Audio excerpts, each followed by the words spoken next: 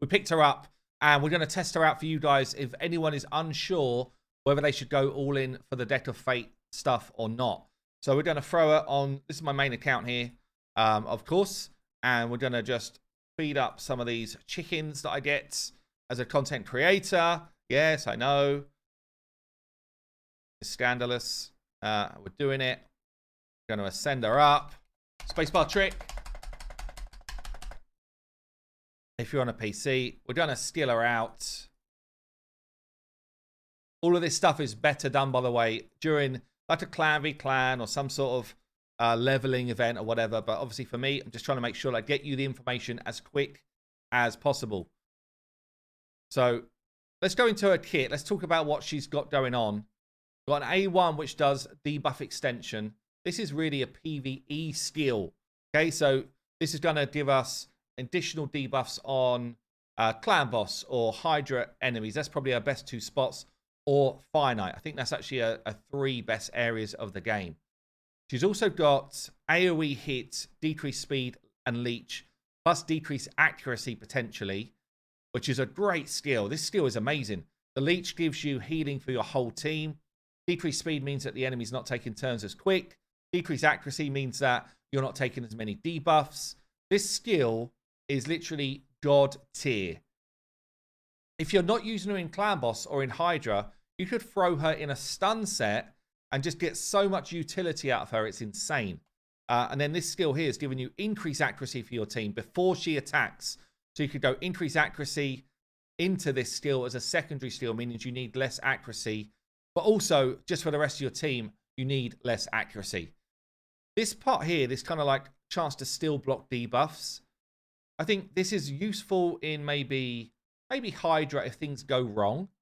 Potentially, or in Doom Tower waves if you're fighting like Sifi waves or Duchess waves, this is good.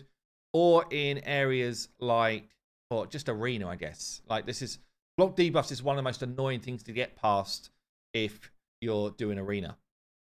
So if block debuffs is stolen, then it will give your team block debuffs for a turn. So it's kind of like a pretty good swing of power if you get this to work. But this, I think, is the main skill for most content in the game. I really like this skill. She's also got this passive here, so she gets more crit damage for each by 1% for every 10 points of accuracy. So if you build this as a high accuracy champ, let's say you get, I don't know, what's a decent amount of accuracy? Let's say 600. And she gets, so what's that? Divide it by 10. Obviously, oh yeah, okay. So like an extra 60% crit damage if you go high accuracy. Let's see if she can hit first anyway. She does have accuracy aura, which is pretty cool. We're going to build her full damage first. Okay, we're going on the optimizer for this. What's her name? GWYNDOLIN. GWYNDOLIN. We're going to go GWYNDOLIN. We're going to say optimize. We're going to say damage mode. And then all I care about is stats. So we're just going to say, give me at least 170 speed. Now, this is a weird one because you would actually prioritize some accuracy for this champ. But I don't think, if I was going pure damage, I still think just going with like a normal damage build would make most sense. But I almost want the optimizer. I don't know how to do this really because I want the optimizer just to prioritize accuracy after anything else. But I think it's going to mess up the way the optimizer works, honestly, to do that. So I don't need to do anything else. I can literally just go optimize, give me my best damage build with that speed. And then what I'm going to look for visually is just like, okay, well, if the builds are pretty similar for damage, I'll pick one that's got more accuracy on it. Because obviously that's going to give me a harder hit. Let me just think at the minute I'm not stealing from people. So let's include artifacts on lock champions. I'm just going to exclude my priority 5s. That means basically the ones that I just don't want to touch their gear on. Let's clear that. Start again. Should give me a much wider kind of like breadth of damage. Takes a few seconds. Looks like it's pretty happy with what it's found. It's not changing. Yeah, okay. And then we look here. So if I click skills, it's going to tell me what sort of gain we're going to get from the current build. Obviously, there's no current build, but if you did have one, you'd be seeing here whether or not we gain damage or how much damage we gained. Right then, we are ready for maximum damage hits. So we have got 6.4k attack, 266% crit damage, bit of accuracy, which is going to boost the crit damage as well. She's obviously going to self-buff accuracy, which is going to boost her damage. And then we've got damage masteries for her as well. So we've got cruel and lethal gear on here, which again is going to be a boost for us. So the increased accuracy aura should actually help us here. We've got our normal kind of like damage group. We are positive affinity over Dragon 20 as well. So that should help us. Increase attack, more damage. Drop defense and weaken, more damage. Poison them, more damage. Poison us, more damage. And then we're going to go with the increase accuracy one first. What we got going on? 300k across the board. It's pretty solid. It's not obscene. It's not obscene, but that's pretty solid damage. I don't know how I could get it to do the same thing. I kind of want the accuracy still, but I'm not going to have it for this one. So let's just get them to get their stuff away. Again, same setup for the A2. A2 then. 190 to 250. That's much less damage. But obviously, there's a lot of utility coming in the A2. And then let's just check out the A1 as well. It's kind of what I thought. It's a solid amount of damage, but not a crazy amount of damage. Bearing in mind, she's really a utility style champ. Let's just say here, drop defense and weaken on this one. A1 it. Pop, pop, pop. 70k a hit. Again, bearing in mind her build, that's not high damage. So her A3 seems to hit pretty well. The A2's not bad. The A1's not great. But really, she's a utility champion, which makes a lot of sense. So unfortunately, the test server is broken right now. I can't seem to get into it, but this is what I would do if I could use a Hydra key. So Hydra, I think, is going to be one of, if not the best spot for this champion. I've used my keys already this week, so I'm not going to be able to show you anything Hydra literally until the new year, unless I can get into the test server. But I'm thinking Cursed Set, super good on her because she's got 2 AoE hits. Yeah, so 2 AoEs means you've got a good chance to land your Hex debuff multiple times. I actually went Curse Set plus Protection Set because it might be that you can just protect the increased accuracy that comes onto you as an extra Brucey bonus, but it's not a big deal. But otherwise, it's just decent speed. Honestly, I'd probably would try and push more like for 250. If I was doing this as like a really good build, I'd go higher on the speed. I'd probably go higher on the accuracy as well, and get myself a decent build. Forget the kind of like crit damage gloves or whatever I was trying to go with. But yeah, it's mainly about using her as a utility champion to give the rest of your team some damage. Okay, let's have a look at Clan Boss then. And I'm going to start by doing what I think most people do. Just throwing in some randomly built champions without any sort of speed tune and seeing what sort of benefit we get. So we're throwing in, these are going to be good champions, by the way. I'm not trying to throw in just like nobodies, but a full damage Draco with very low accuracy, 225 speed. The speed's irrelevant. They're just literally how they're built. We've got a Brago in bolster set. He has got, 180 odd speed. Terrible build. Very high defense. The build makes no sense. We have got the Owl then. So the Owl I've just put in at decent speed, 198. I've gone damage build. Okay. 230 accuracy, but don't forget we're going to be giving everybody else accuracy. We're also going to be applying the leech for our team. I've changed the Giant Slayer here in terms of masteries. And then, I don't know, a couple of epics. I'll throw in somebody who can protect us. Maybe Sandlashed here, just with decent speed and some defensive stats. And someone like a Taragi who's got ally protect, but he's not speed tuned to use it well. Yeah, so here you go. My current clan boss is actually on Spirit, so it's going to be like worst case scenario for anyone. We can either go with a defense aura with Sandlashed, or I could use the accuracy aura from her if I need it. I'm going to go with the defense because I think we've got enough accuracy already.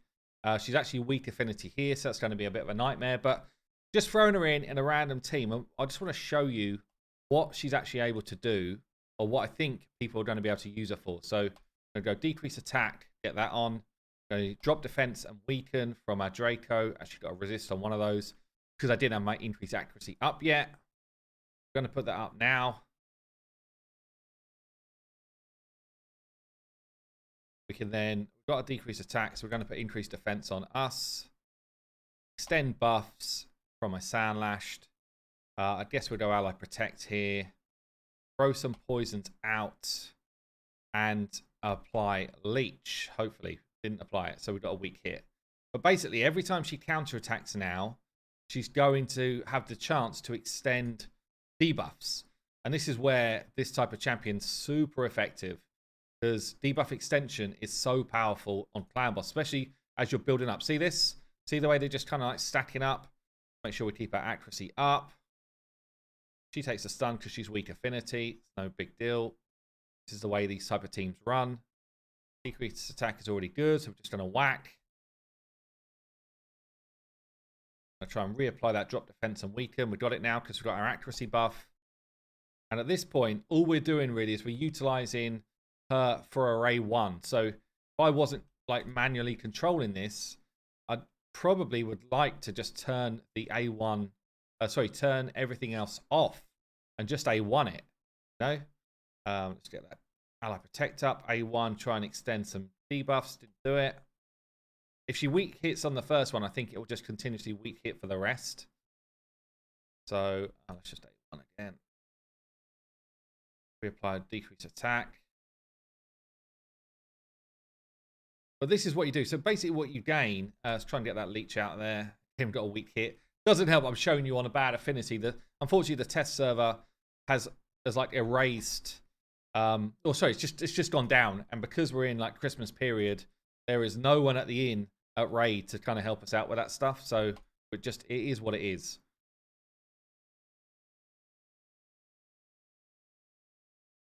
And without leech, it's a tricky old business, honestly. Should put defense on there. Buff it. Here we go. So debuff extension. So if leech was already there, which is what we kind of need, then at this point we're now kind of like, great. You know, what else do you want from me? Got all of the debuffs just being extended. I've got no room. If I 1, 2, 3, 4, 5, 6, 7, 8, 9, 10. So no room for another one here anyway. She gets the extra turn. So, you know, if you can either buff or you can just keep going again with that A1, trying to get some of the debuffs up. And you kind of just roll through. So I think tons of people, especially if you're talking about like normal affinities. So not spirit. Even spirit, she's helpful. But if you're talking about normal affinities, I think tons of people just get like real value out of this.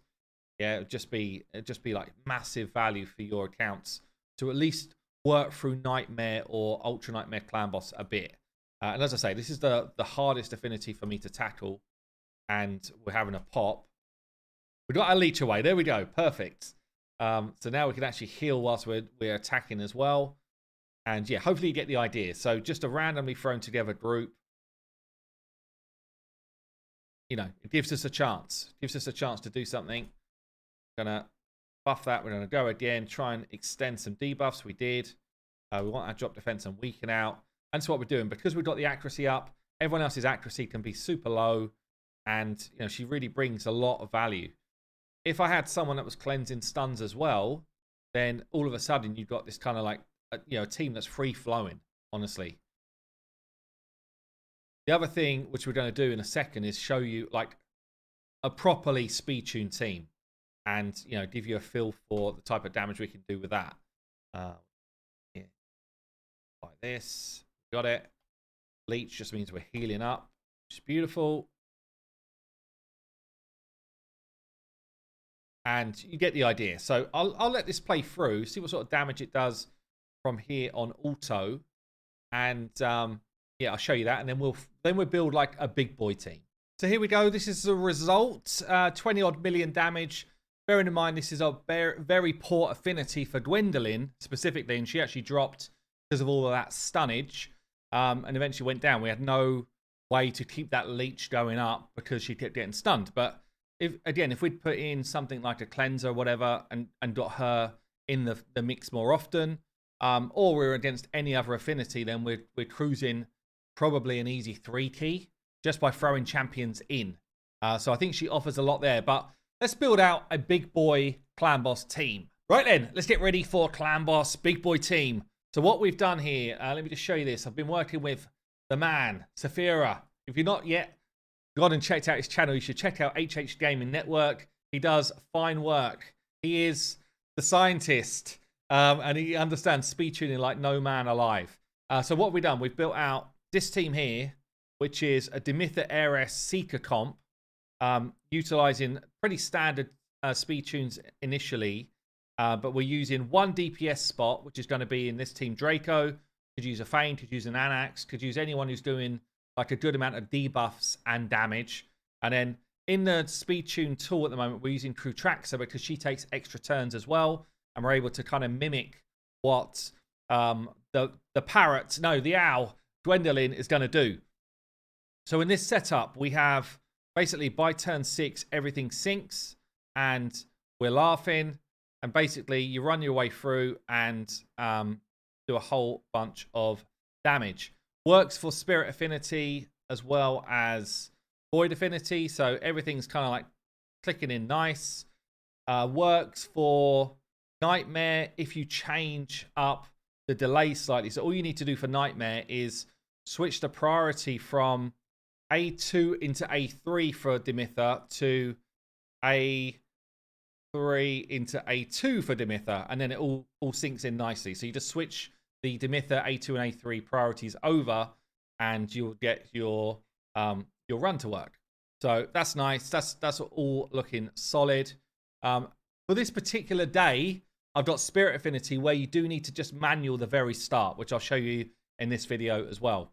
To show you some builds then, we've got Owl, Hedwig, basically in random stuff, but I've built for damage. So we've gone 209 speed.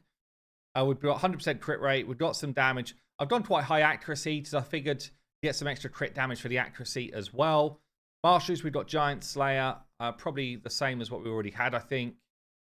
So that's looking juicy. A Draco build.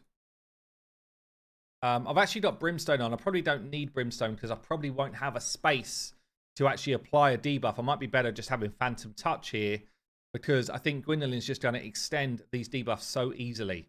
But we've got Drop Defense and Weaken, obviously, in Poisons. Draco, again, built in random stuff. 230 speed, 100% crit rate.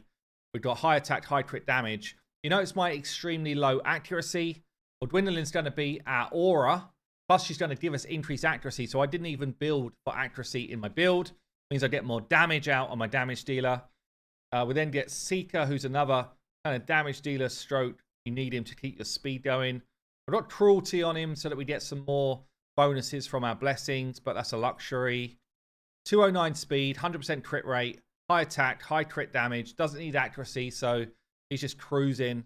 I do put Steadfast on Seeker, and I put Steadfast on Demitha and Heiress, so that if there's any chance that Clan Boss wants to stun him, he looks somewhere else. So that's something to bear in mind, just in case. Don't want any of those being stunned. So let's check out our Demitha build. Where is she? Here. So Demitha, see there, Steadfast again. We've got some War Master on. So Demitha is all about getting the right speed. 328, it is fast. I don't care about any other stats other than that 328. So that's what I needed to do. And Heiress, kind of similar really, 3-piece speed set. Not as fast, 290, but still two quite quick builds. We've got Steadfast on, we've got War Master on as the priorities. But it's just about finding the speed, honestly. It might be that you put some stats from Live Arena into Demon Lord speed if you're struggling for speed a bit. But, I mean, it's not easy to hit it, but it's still, you know, it's not like I'm getting loads of triple rolls or something here. It's basically double rolls, which Not easy to get, don't get me wrong. Like high speeds are tough. So that gives us our 5 champs ready to go. Let me just show you the setup here quickly for the run. We've got GWYNDOLIN lead for that accuracy bonus. I'm just prioritizing A3 and then I've turned off the A2. We don't need leech, so there's no point wasting a debuff spot for that. Seeker, we're going to prioritize the A2. Dimitha, prioritize A2 then A3. Draco, just whatever you like, really. It's kind of, honestly, for Draco, it's like, do what you like, buddy.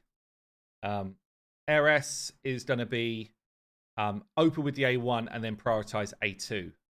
But there is a difference. So for Spirit Affinity, which we've got today, you just need to manual the start. So normally I could just do quick battle. We're going to just manual the start for Spirit, only Spirit. So we need to go A2, A1, A3. Notice that even with his low accuracy, he's landing it. Seeker A1. GWYNDOLIN A1. Should be Clan Boss attempt, yeah. Dimitha A1. RS A1.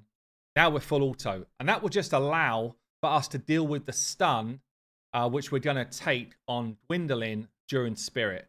In any other affinity, we're fine. But for Spirit, we have a nasty start. And it takes us a little while to get into sync. But you can see already, look how quickly we're building debuff stacks. And we take that stun because we don't cleanse it.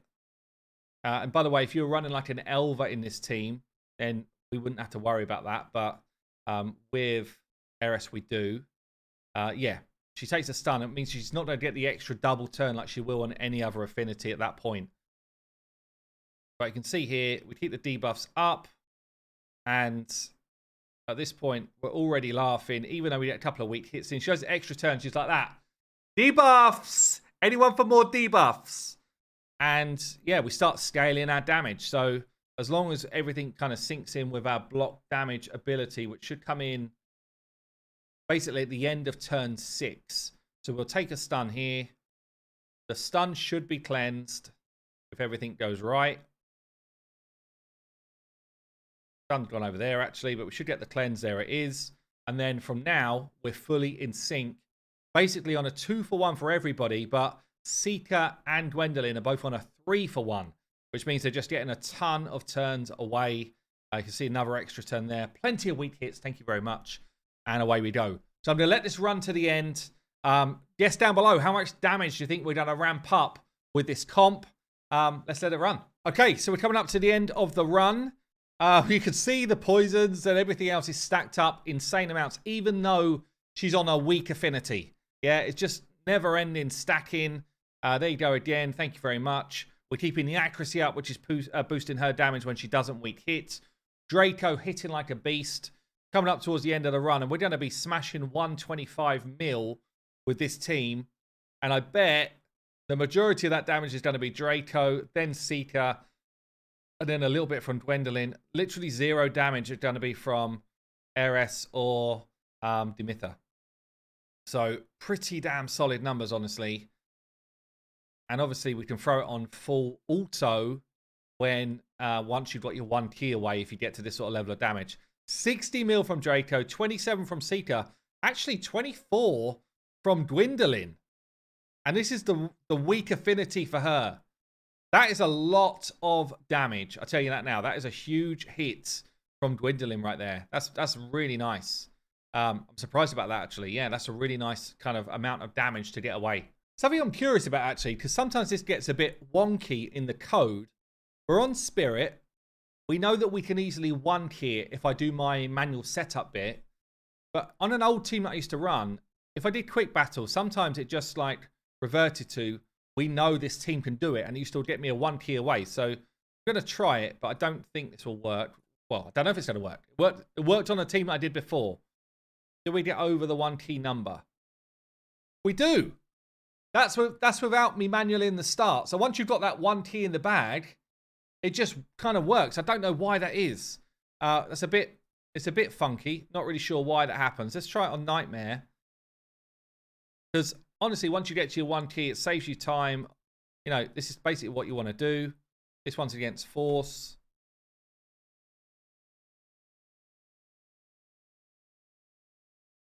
Yeah, so that's it now.